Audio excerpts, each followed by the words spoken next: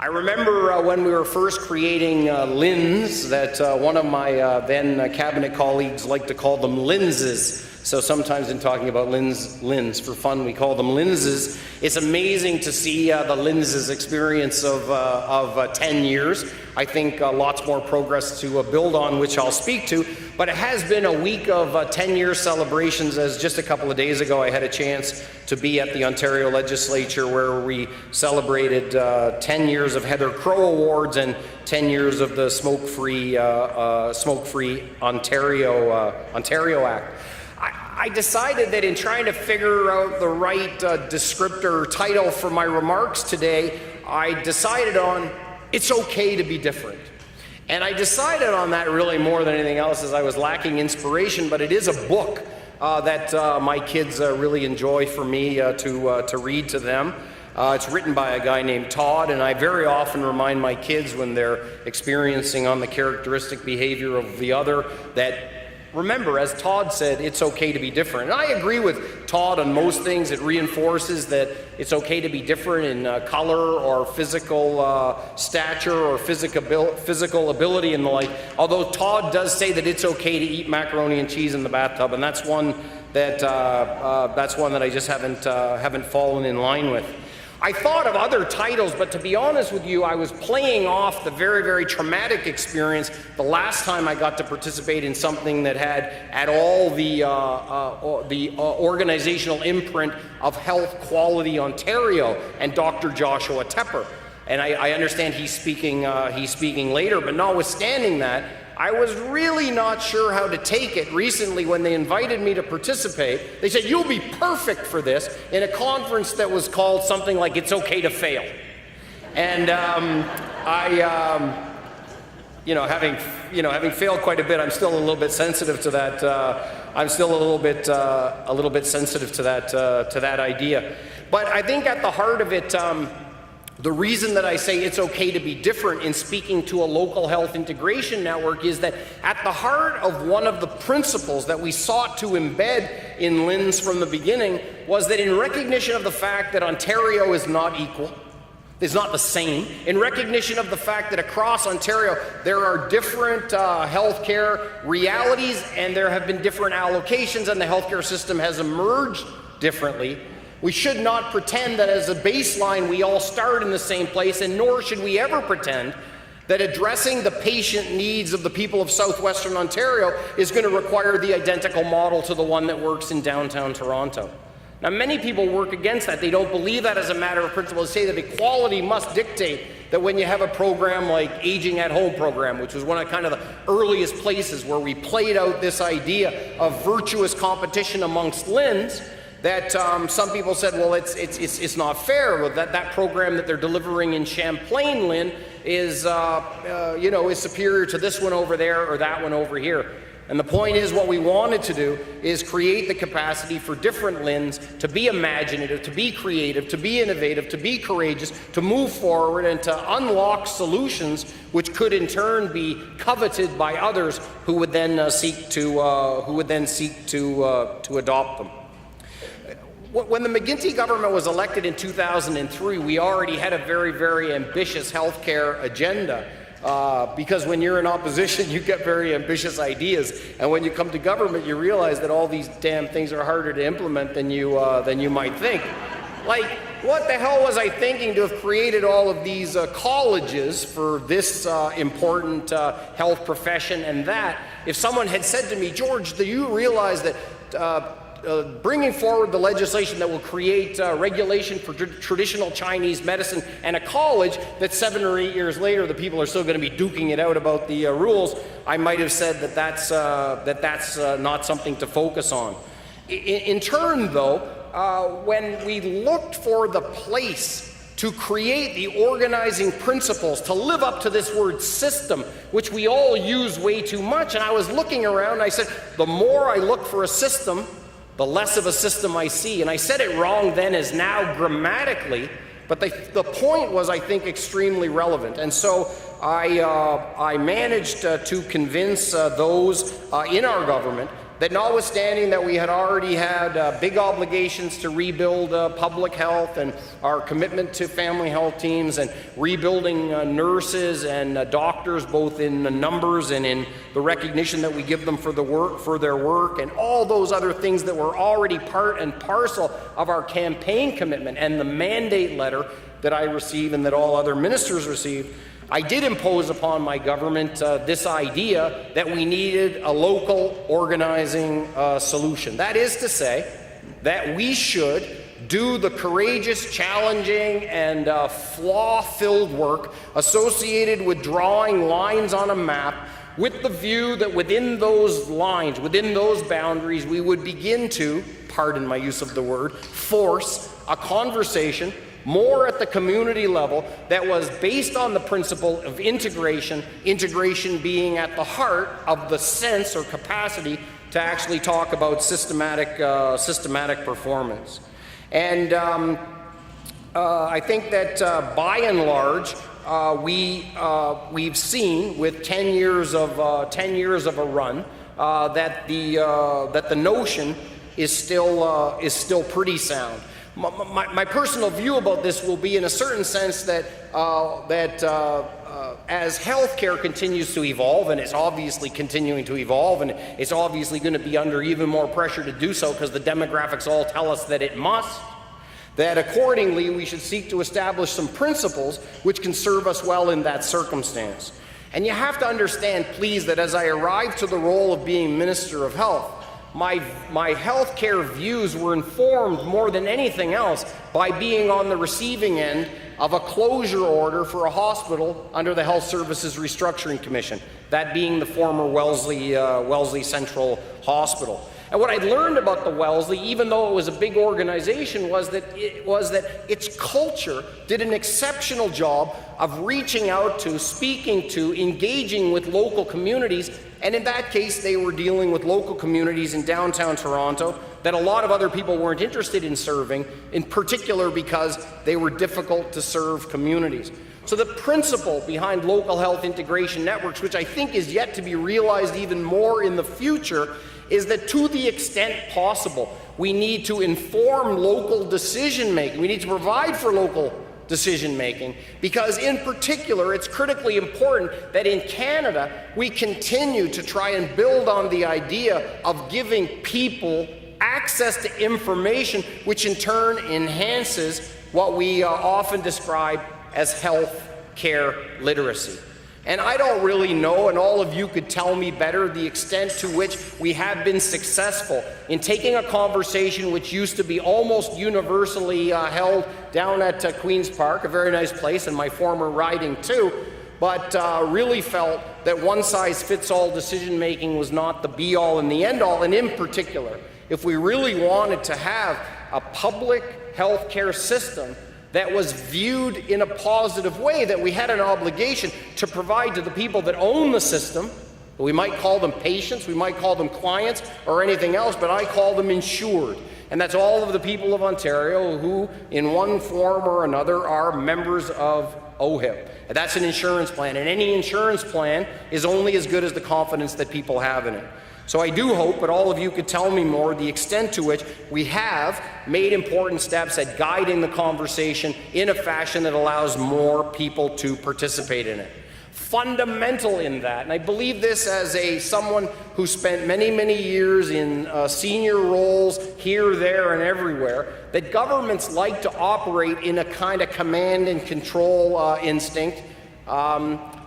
Yes, it's true. But the more opportunity that I had to exercise the application of power in command and control models, the more I became a believer in the idea that control really is a bit of an ephemeral concept.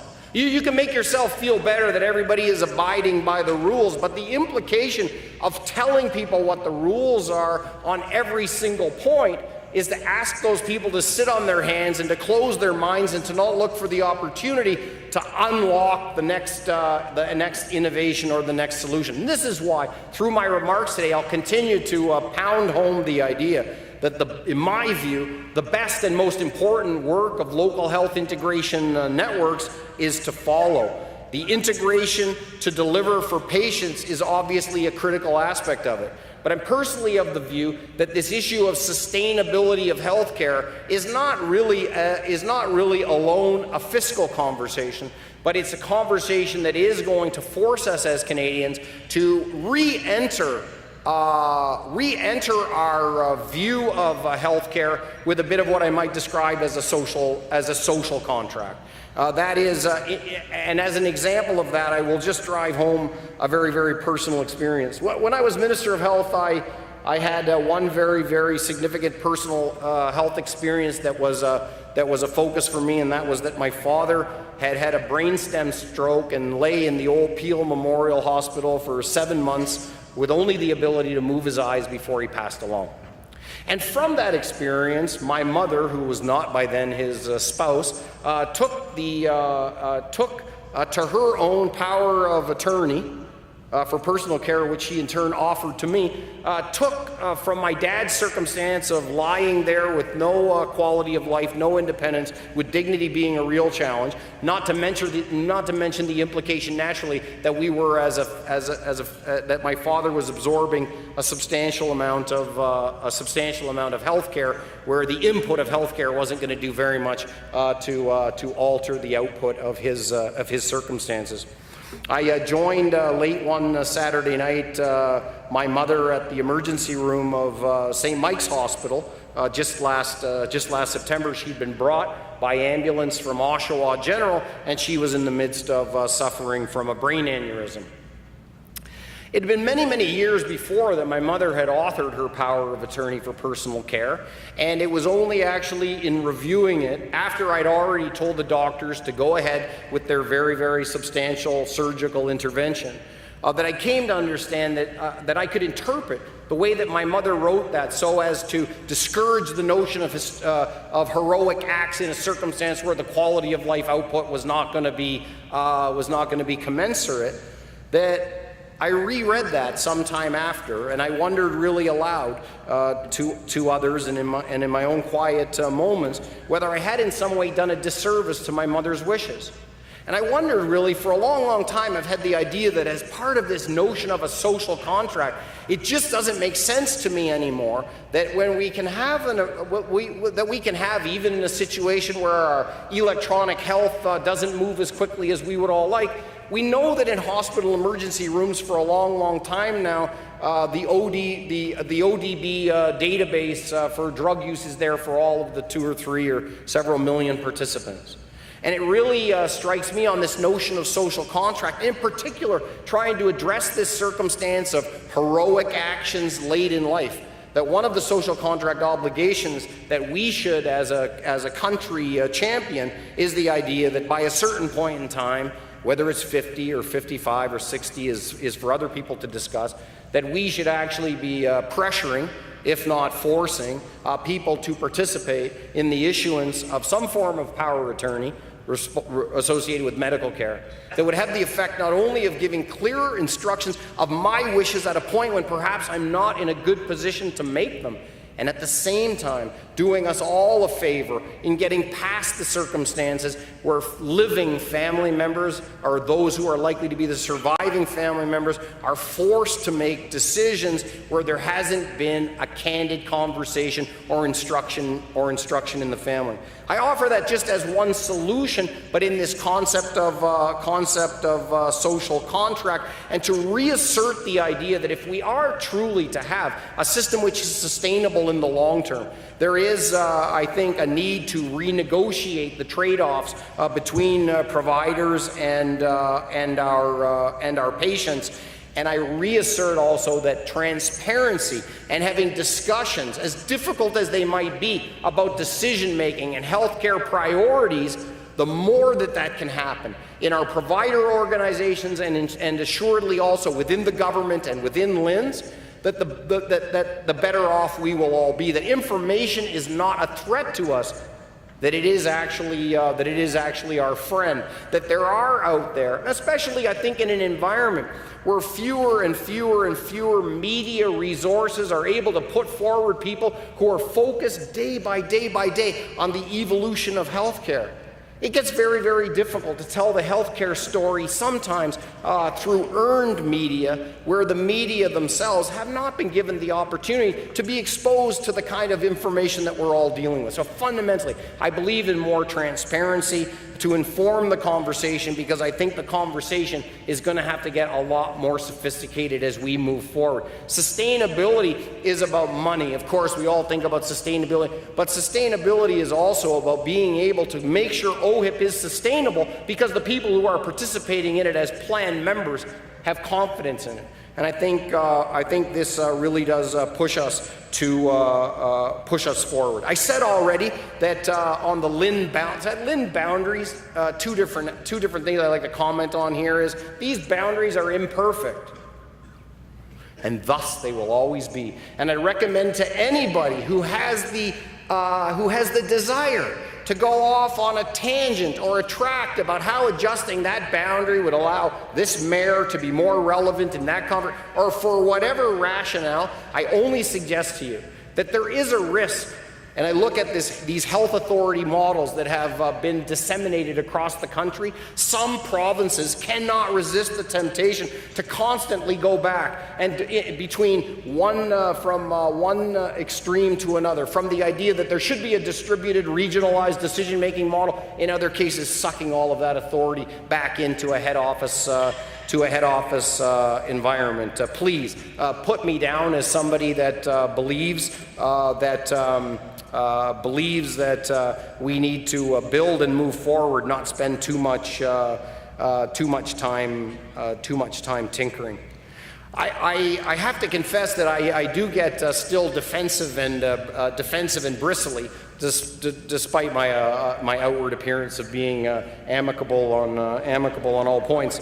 But the one that really gets me going is those people who continue to rely on the idea, this rhetorical idea, and these are probably people not in this room, but people who are commenting on LHINs, that this is somehow another layer, and that the body counts in LHINs are somehow a deprivation of frontline healthcare resources. Of course, it's true to say that in all of your healthcare organizations, and in LHINs and in the government too, the extent to which administrative costs are there is something to take a look at.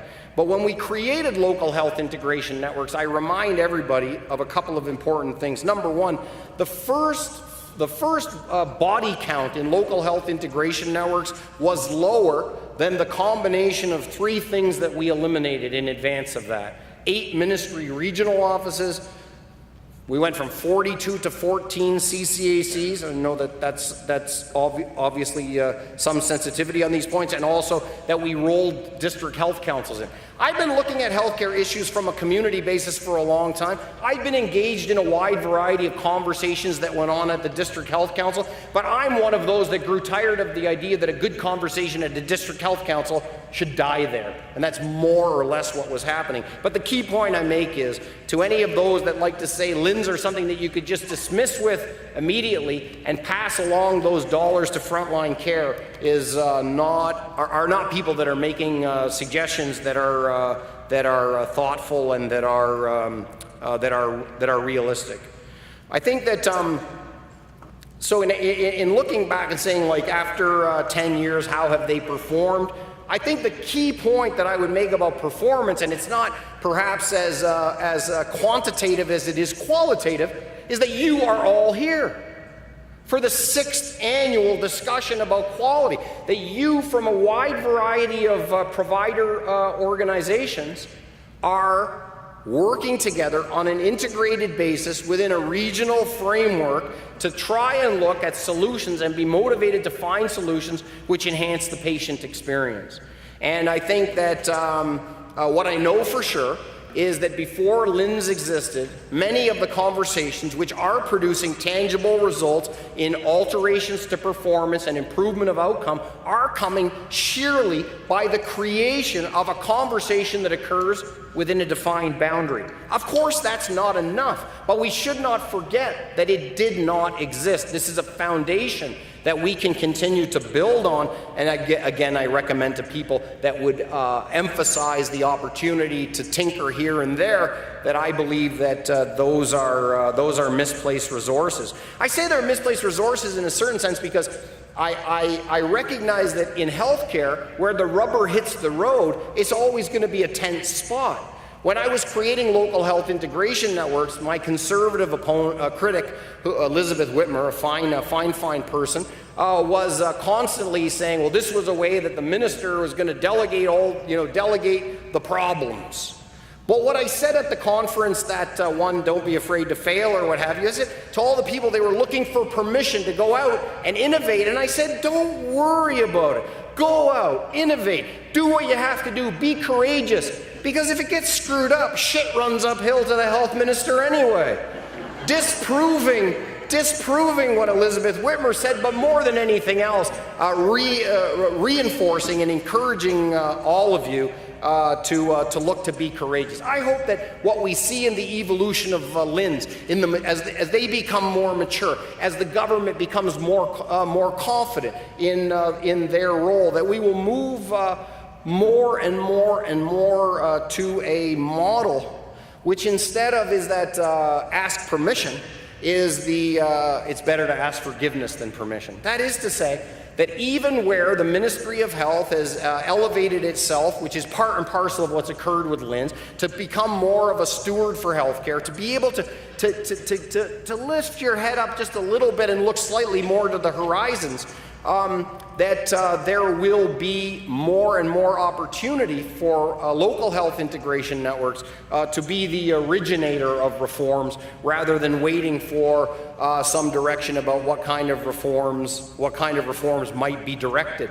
And my point in all of this is that even when I worked in the Ministry of Health, and the people that work in the Ministry of Health are amazing people, they're fundamentally strong, committed individuals.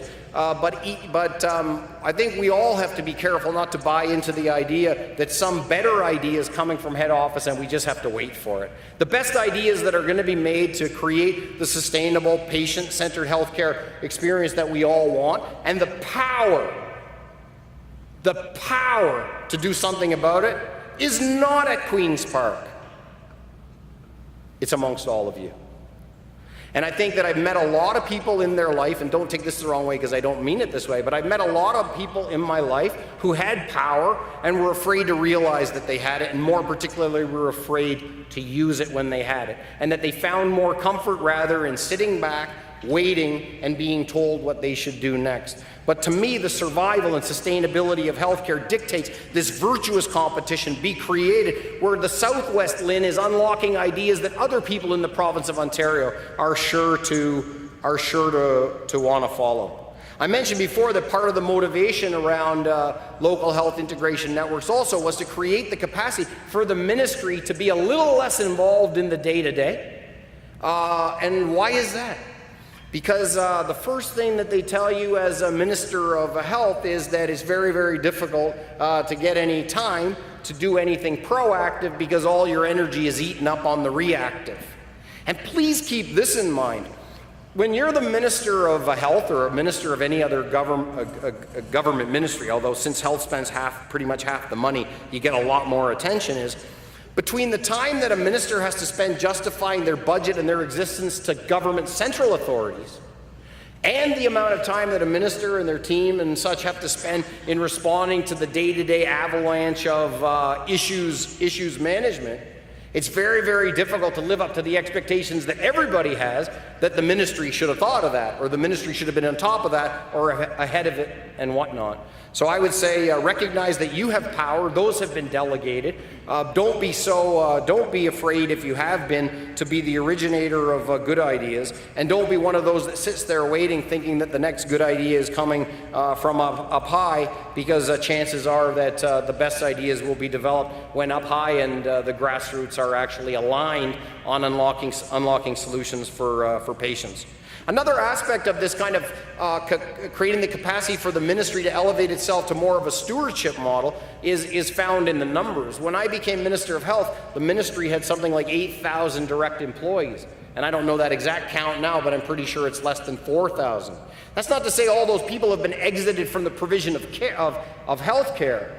Some are working in LHINs, and in other cases, mental health hospitals have been created as independent hospitals rather than controlled by the ministry. But the point is that the focus has been on trying to create a ministry which is more strategic and operating at that theoretical 30,000-foot level or beyond. And one of the things that I would point to as evidence of that capacity being established, a couple I would point to. One is the accountability agenda, and I'm pretty sure there's been a few rough rubs on the other end of the accountability agenda. I totally get that, but at the same time, we had a situation in Ontario where the ministry's fiscal realities did not bear enough resemblance to their budgeted to what the finance minister thought was their budgeted reality, and that is to say that the Ministry of Health, in part through the utilization of accountability agreements, begins to create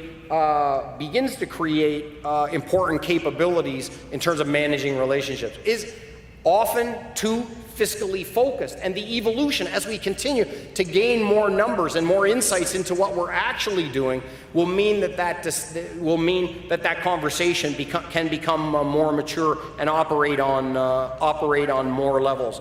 I point to the equality agenda as another example of something where the ministry has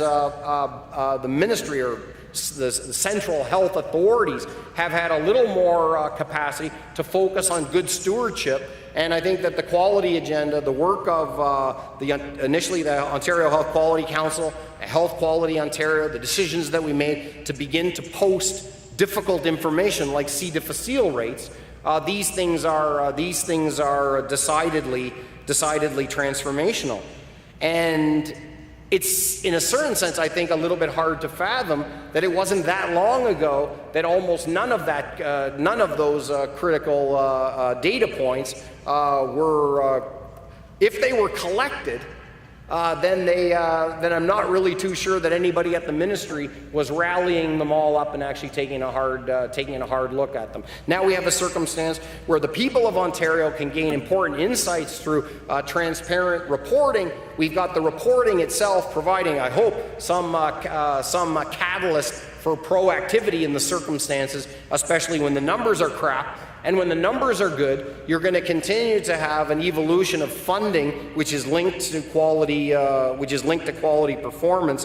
And of course, you're going to have happier employees, presumably, and also more contented and satisfied patients. So I do think that a part and parcel of understanding how LHINs have been successful is to recognize that they have brought the conversation much closer to the community, and that they've created much more capacity for that community conversation. But what I know for sure from having spent a lot of time in public life in all different aspects of it is that there's a lot of different consultation or dialogue or discussion that occurs, but I've seen way too much of it that's fake. And I can't point to anyone. I won't point to any one group, but certainly I've been under pressure in the past to have a whole bunch of decisions made and then try and go out and get a little nudge, wink, rubber stamp by being able to say 712 people in 11 different meetings contributed, and we got all these emails and such. Even if we really only tallied the counts, and weren't that responsive to the input that was coming. I'm not interested in that kind of consultation for consultation's sake. That's fake.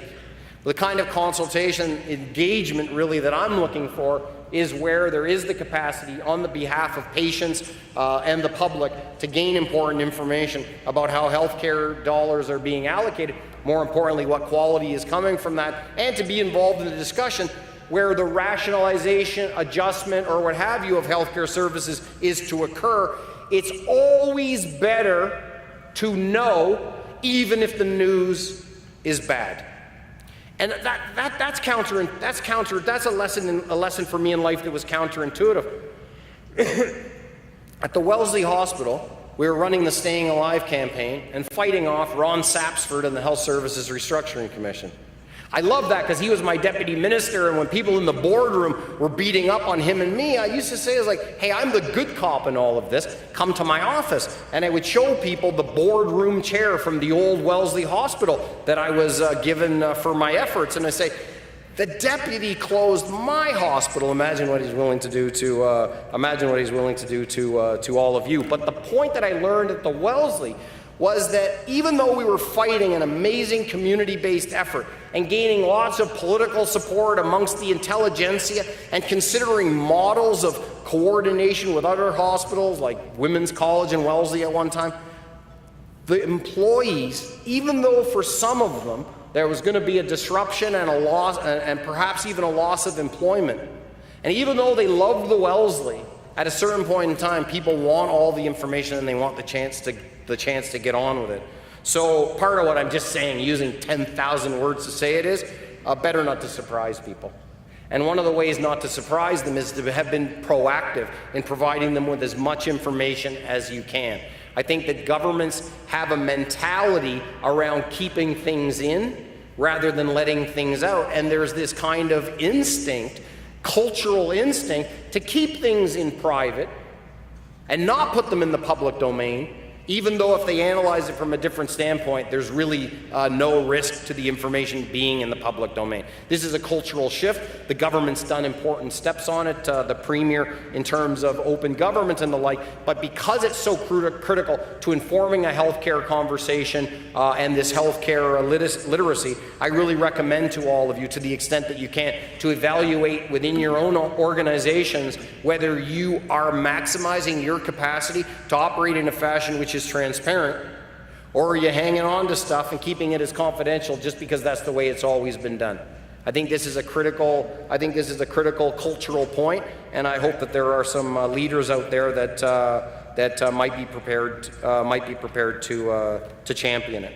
So I think in conclusion, don't know if I've been suitably provocative or not. I hope that you might have some questions. I think after 10 years, local health integration networks have done a fair bit of what they need. What I hope for in the future is the evolution of community-based decision making that allows for a conversation to occur at the community level that has genuine engagement associated with it, which is much more likely to mean that even as we move forward, making the difficult decisions that are going to have to be made in the way that we deliver care, that we've done so in a fashion which has not surprised those that are interested to know in our areas, and that we can move forward having completed a round of engagement that is real.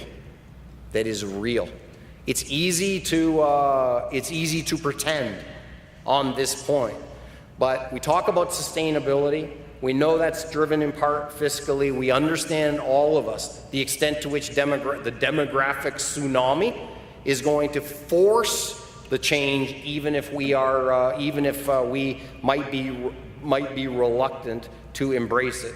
I rather hope that we can create the conditions for reform to be more successful on an ongoing basis by creating more capacity for real conversation and decision making to occur. That's what I hope for with local health integration networks, and the idea also that we could find a way to give more life and meaning to the word system.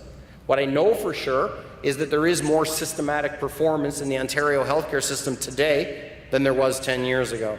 I know that all of you have been part and parcel of that, but I further suggest to you that the steps that we have made must be viewed in the context of a long journey, and we must be careful not to ever convince ourselves that transformation occurs by a thousand pinpricks. The transformational impact that we all want to see depends upon us to be involved in courageous activities on the front line, and that courage, I think, is best informed by having our system owners, the citizens of Ontario, as well informed as possible about their healthcare system. And I know it takes a lot of work. And one of the stories I'll just close on that I tell a lot of people. Just up the road from, I might get this slightly wrong, I hope not, just up the road from Sarnia is the Sydenham Hospital. Is that in the other LHIN or this one? You pass. Did I screw up the boundary? No. There was a, you know, that's a hospital that had a long-standing, the community was so committed to that hospital, and at one time they delivered 800 babies a year there. And I got to speak in front of 600 or 800 people on the front lawn of that hospital and explain to them in the most reasoned tone that I could offer. They weren't heckling me, I think, so probably it was just to say that we all understand that the hospital has meant something to us over time. And a hospital where our babies were born, or where we were born, certainly means a lot to us. But that doesn't mean that we can pretend our way past the reality that an obstetrics program that's only having fewer than one kid a week is not the best place for baby or mom, and it's not the kind of reality that we're going to experience in healthcare going forward. But our capability to deliver a message like that and to get through the emotional aspects of these decisions is greatly enhanced by the extent to which we have respectfully and honorably informed the people who own the healthcare system with real, genuine information about what the system elements actually are. On that note, I just thank you again for the chance to be here, and would look forward to doing my best to answer any questions that you might have. Thank you.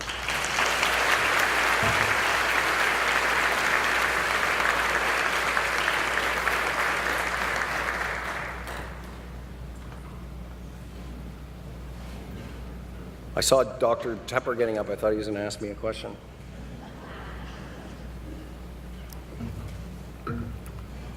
Are you telling me, there's 450 of you here, are you telling me that out there, none of you have ever had a question that you always wanted to ask that guy? What were you, why are you? Could start like that. For the sake of asking a question of a former politician, the Canadian Index of Wellbeing, Determinants of Health, I think most people in this room are well aware that it's not just primary health care, it's not just the great work that CMHA does for people who are mentally afflicted, but there are so many other aspects of our lives in Ontario which contribute to good health. And that means that there are other ministries besides the Ministry of Health that need to be involved in the discussions about healthcare. And from where I sit, that should include the Ministry of Education for teaching doing a much better job of teaching preventative methods for maintaining good health in our schools. It's certainly we have to do a better job of addressing poverty and many other aspects. I do not see the kind of cooperation and coordination between provincial government ministries that is needed to address these issues. I'd like to agree with you, but I don't. Well, I do in part. Like, for instance, in particular, especially now that I'm a parent with 2 kids in the education, I ask the question so many times, what happened to all those nurses that we used to have in the schools? Keeping in mind that there's a lot of captive individuals in schools. Schools do prove an excellent place for the dissemination of good public health message. But the competition for time on the agenda of school boards is quite extraordinary. So I do take your question to heart, but in the context of this government, I would just say, if you drive out of here and go down the road a ways, there's a sign that is marketing this residential development right here. Leaving aside whether in this day and age people should have 60-foot lots and frontages and the like, I'll leave that to a discussion. But it said the focus of the ad was healthy. What it was really highlighting was that the homes that they were building there are Energy Star homes. They were making the direct linkage between energy use and health. I think that in the context of this government, it is a government that from an ideological, philosophical standpoint does believe in those determinants of health arguments.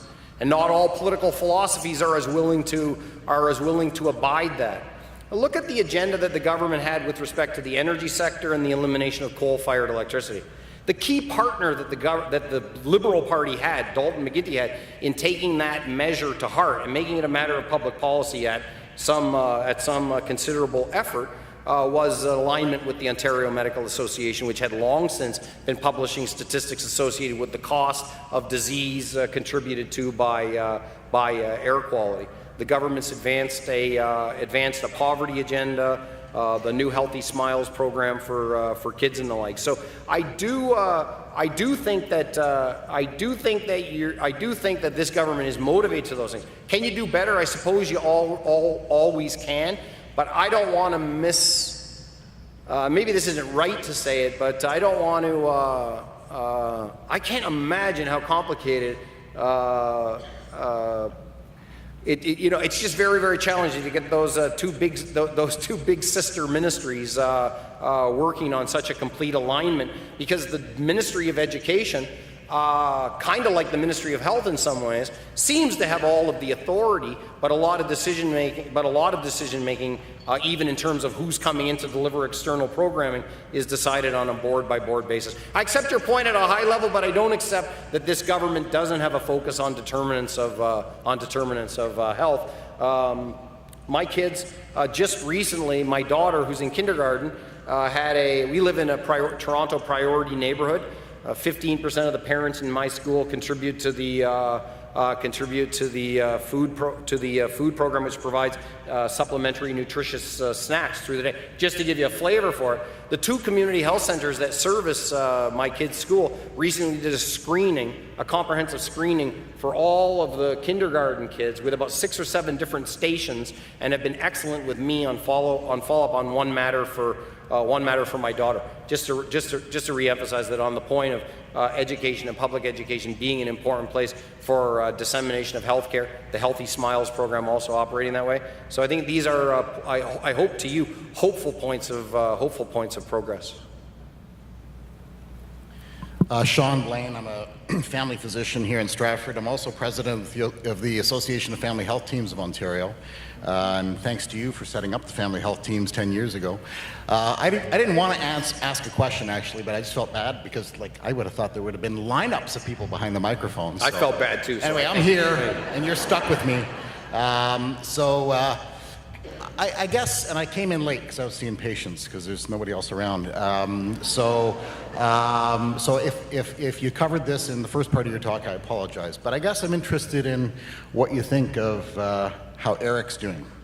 You're a Minister of Health, and I guess, my perspective... I think my time is up. No. No, we can be open. Let's be real. Let's be real here, okay? So, we've had many discussions. We've had many discussions with the ministry on a lot of good levels, and with Bob Bell and all kinds of people. But I know some of the other association heads, like OCFP and OMA. And granted, there's a dispute going on. But at a time when government is trying to really take this gargantuan system and transform it in a really good way, and a lot of the stuff that's happening with the Patients First and is really, really good. Wouldn't you think you'd kind of have some dialogue and and it's kind of radio silence at that high level. So I don't know what you think of that. Maybe that's a good strategy, but any thoughts? I think Eric's doing great. It's a tough job. His circumstances and mine are not alike. I'm sure he thinks I did a bunch of stuff that's a problem for him, and I'm sure I did a bunch of stuff that's helpful to him. But on this point about, I'm going to take your question as a state of relationship question, doctors and the government of Ontario, in my view, an intensely challenging problem. Just as a matter of thought, from the time that I was there, I never would have liked to have had, I think we're going to spend 12 or 13 billion dollars on doctors, and I really, really don't like to have a $13 billion expenditure with a bad edge on it associated with what is, in the grand scheme of things, a smaller amount of it. And I think that's the problem that we're into. The data around physician compensation makes the conversation very difficult. On this point about literacy, both sides, in my view, are relying on outdated messaging. Like, I don't like that they're at it, and I think that they're actually doing a disservice to talking about doctors as if they're all still paying overheads, like doctor compensation, but they got to pay for their office out of it, knowing that lots don't, is just one example of the kind of apples and oranges that we're into. I'll say just one other thing in the context of LHINs. When I was moving forward, when you bring forward a piece of legislation like LHINs or a Bill 102 on the pharmaceutical side, at a certain point in time, you're doing a little horse trading in order to be able to create the right package that can gain enough support and momentum for enough buy-in for passage. Under pressure to the Ontario Hospital Association, I personally refused to use the word regional, because for some reason they had in their craw that regionalization was a threat to independent hospitals. And I'm always strongly in favor of independently governed hospitals, and I don't think those two things are exactly analogous, but they'd seen models from other provinces that led them to be in a frightful standpoint around that. So the model was designed, the nomenclature especially, and also this independence, restatement of independence, to assuage concerns from the OHA. The OMA was not very interested in a robust LHIN-based model where doctors were intensely relied upon with other healthcare providers. I know that LHINs are doing some of that, and there's different leads and such, but in the conversation around the development of LHINs, quite assuredly, the Ontario Medical Association was not interested in a significant departure from the model, which saw them commanding the conversation with the province. I'd simply say this to both of them: you both have the responsibility for the conversation, and the fact that you're not having one is pretty challenging and unhelpful overall. And I really do hope that they can find a way to have the personal relationships that are going to be necessary to create the capacity to get beyond the spot that they're in, because the spot that they're in is rough, and each side is, I think, being hardened somewhat in their positions. The other day, I was with Ted Bodway, who was a doc, who was a in-house policy doc. Maybe not the right way to say it, but on so many matters, when I was Minister of Health, we were working with the OMA. They weren't too much in favor of nurse practitioner-led clinics either, by the by. But notwithstanding those tensions, we managed to move forward and made quite a bit of progress. Now, there was a little more fiscal resource around then than now. But fundamentally, I think I really call upon both the leadership of the OMA and the leadership of the government to find a way past this impasse, because the messages that they're relying on are not doing a damn thing to help the healthcare conversation. So that's my view. That's my view about how they're doing. I would say also that what I appreciate about the government is they seem to continue to have energy for reform. And I think about my tenure in healthcare. I was at the ministry for almost 5 years, which sounds a bit like a sentence sometimes. No, that's not really true. But for the time that I was there, I didn't squander, you know, I didn't get everything right naturally, but I didn't squander too many days. We were active. We did a lot. But the thing that you recognize is that the pace of reform, the necessity of reform, it never abates. And this takes a toll on your organizations. It's also challenging for the bureaucrats that work in the Ministry of Health, where I'm pretty sure the bureaucrats on average are forced to put in a bigger effort than in some other places.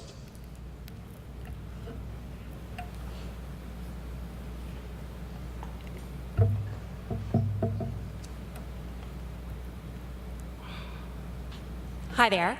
I'm curious to get your take after hearing Mr. Coyne's presentation on the federal role in healthcare, particularly as it reflects on, and I'm not particularly in favor of this terminology, but the have and have not provinces. And I know we don't have much time, but thank you. I think, well, I heard that he said that they should stop funding healthcare and let the shit hit the fan.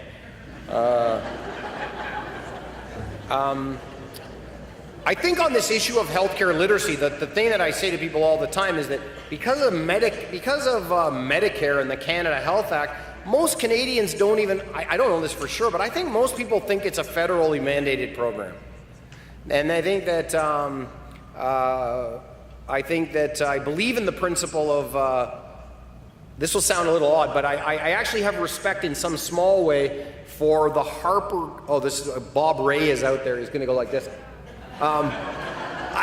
In a small way, I had respect for the fact that Harper, please let me say the whole sentence, that Harper didn't lead a very proactive health agenda, I think in part because he recognized they were only paying 25 cents on the dollar. And I do think sometimes the federal government takes advantage, well, I don't know if it takes advantage, but I think sometimes the federal government influences the healthcare or seeks to beyond their 25 cents worth of contribution.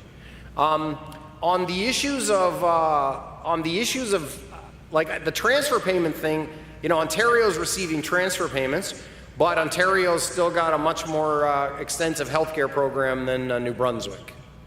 And this is a challenge that, going back to this federally, kind of this notion of federal mandates, associated with that is most people have expectation around portability, which is not quite so easy as it sounds, and also relatively equitable distribution of resources and access to services. And this is a long way off. But it doesn't even exist in provinces. Even within the LHIN, access differentials are going to be extreme, and across the province even more so. So I think this is the challenge that I see a little bit with the federal involvement that occurs in healthcare. I always thought that because they played such a critical role on the regulation of drugs, that that if there was a place for, of course, I'm delighted that the national government that I'm a supporter of, and Jane Philpott, who's an amazing clinician, and I think is proving to be a very, very strong minister. I love that they're going to put money into home care, because we can all see that that's an area where healthcare really, really needs it. But when I think practically about the national government and where they actually have the most power, it's not just their spending power, it's also their regulatory power. And I personally view the national government as being less involved than it should be on the idea of a national pharmacare program. But I do think this Medicare commitment, this Monique Bejean, you know, the work of Pearson on the one hand and Monique Bejean on the other, is to have been so effective that this value of Medicare as a Canadian value makes a lot of people misunderstand that it's actually a federally federally mandated program. Accordingly, it's very, very difficult, I think, when funding comes out from the national government that's very specific, that's very specific and targeted in areas, because that's where they know the public would really like to see it, so it's politically popular. But I rather think that they could be more impactful in some other areas. But hey, billions are billions, and we need them, so let's get them. Do I have time? Do I have time for? Mark Britnell, Southwest LHIN. During your time as the Minister of Health, was there one change you wish you would have had a chance to get implemented but didn't? Yeah, I would have shut down Smart Systems for Health and brought back into the ministry and killed off all agencies because they're death to politicians. I don't really think like that, because I just think for 5 years I did lots, but there's certainly always more to. There's certainly always more to do. I'll answer your question this way. When I met with Deb Matthews, when she became Minister of Health, she was nice and invited me over, and I said, you know, a Minister of Health doesn't need too many former Ministers of Health bugging them, but the one area where we'd made good initial strides, but where PACE had by then fallen off, and PACE was delayed for a long time, was in better funding for end-of-life and palliative care models.